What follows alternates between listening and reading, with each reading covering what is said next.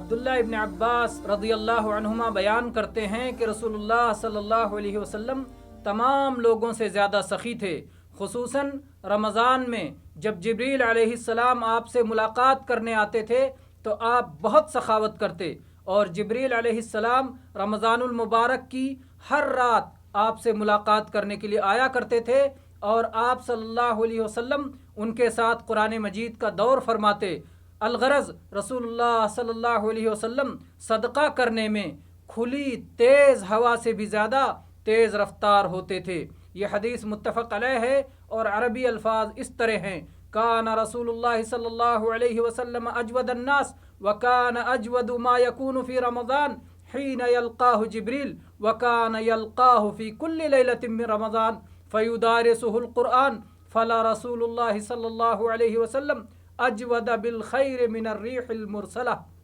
متفق علیہ۔